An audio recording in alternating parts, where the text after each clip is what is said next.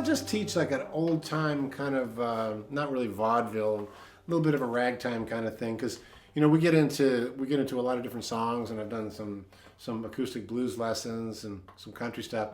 But this one I thought it'd be fun to turn you on to. I'm gonna play through it a little bit, and then if you like it, you can stick around. But it starts out with a lick like.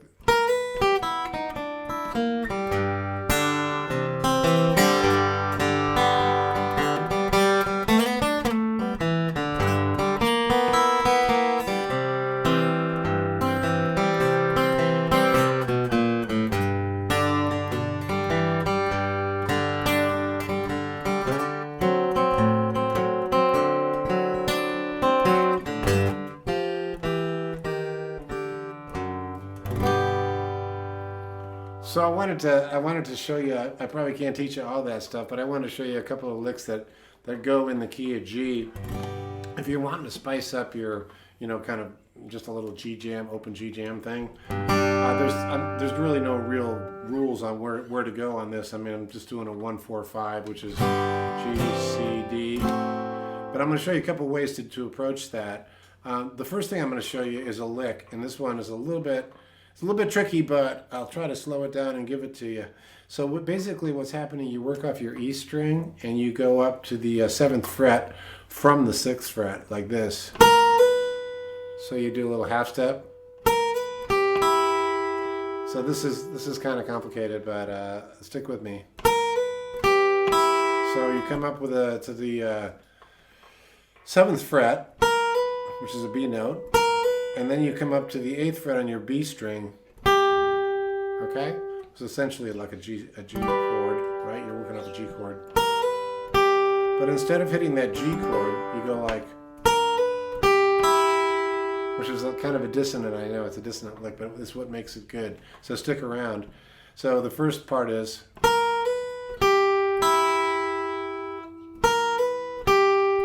got that? So I'll slow it down a little bit. And here's where it gets interesting. You got on the 8th fret of the G string, you get your 2nd finger, and you pick up that high E string, which on its own sounds, I know it sounds dissonant. Okay, but it's cool. And then, okay. So I'm gonna play the lick slowly, and then I'll remember it.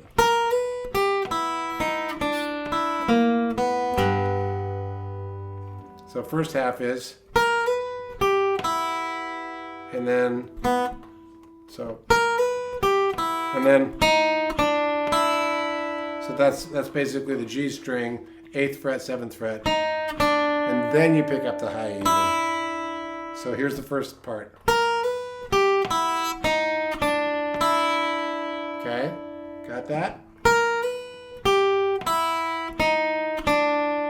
And then here's the end of it. 8th fret on the D string, pick up the open B string, and then just rest on a G chord. So here goes the whole thing. I hope I can get through this slowly. I'm so used to playing it fast.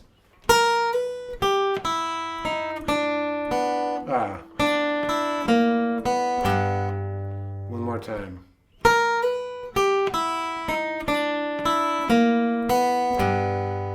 Here's what it sounds up to speed.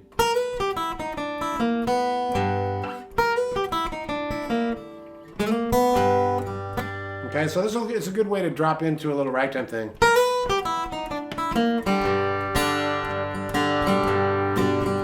to a C, 7th, G, D, 7th, G. Okay, so what did I just do there? I started out with a G, then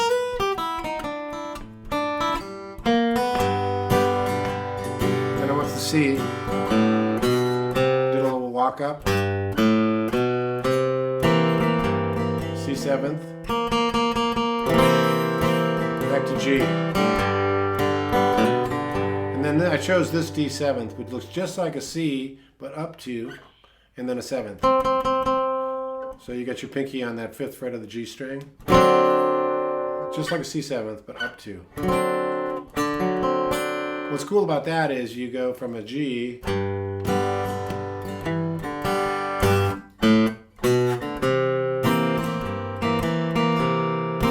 alternating, you notice. And if you can't do that, don't even worry about it. Just pick up this lick. G, 3rd fret, E string, open A to the 3, which takes you to a C chord, and 7th it. Put that 3rd fret, G string, pinky. And if you can do the alternate bass, cool. Sounds good. If you want to, you can walk off. And then up to D. Now this is where the alternate bass sounds really cool. I'm using my 3rd finger just to alternate between these 2 notes. If you can't do it, don't worry about it, but if you can, it sounds cool. If you can't, it sounds like this. That's fine. Back to G. Okay, so let me put all that together, and I know it's a fair amount of material, but I'll play it really slowly first. And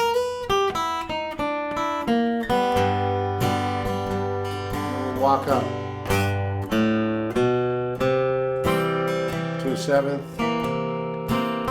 I did a little quick.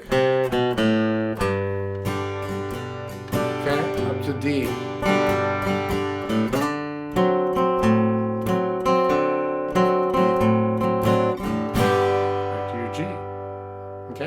Now this is what it sounds like up to speed.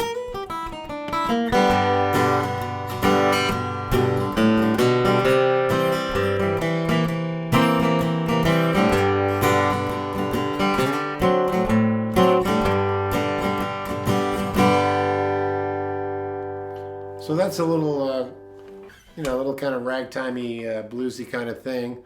The last thing I want to show you is an ending. I'm going to give you 2 alternate endings to do. So if you got this, it's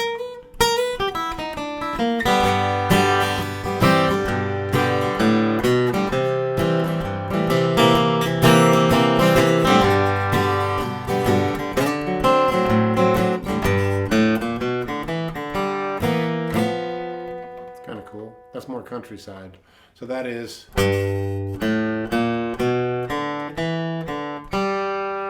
with your low G note on your E3, open A, and then chromatic.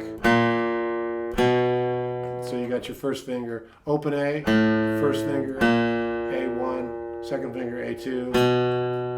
So, and then open D string, D2, G string, D2, and then G chord. I'll do it real slow.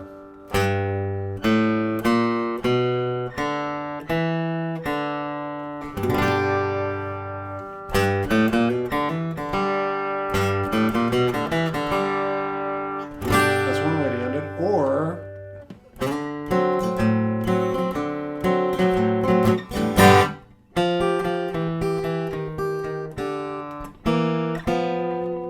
that's less country, more blues, okay?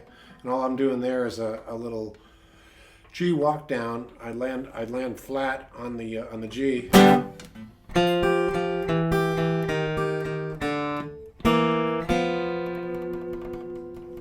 So I got my 3rd finger on the 3rd fret of the D string, my pinky tucked under 3rd fret of the E string. And what I'm doing is, in this case, I'm using my pick and my 3rd finger.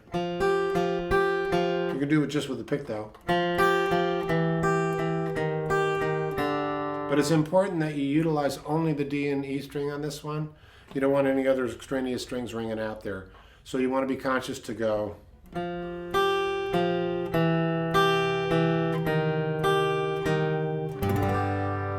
And you can end it with this little 7th, little G7th. Sometimes less is more with these chordal things. You know, you don't want a big, you don't want all that. You want, it's more stark. So let's go over both. I'm going to go from the D chord, and then I'm going to give you both endings back to back and see whichever one you like best. But you can also utilize either or, you know, you can change them up. So here at the D, and, oh, sorry. Or,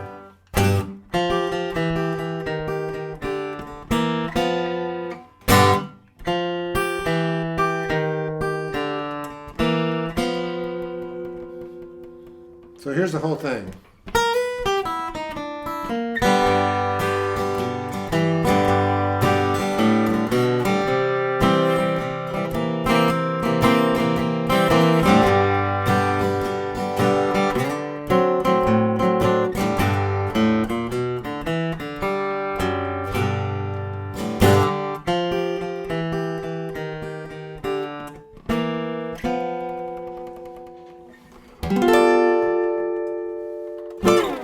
There's a fun little romp in G. We'll see you down the road.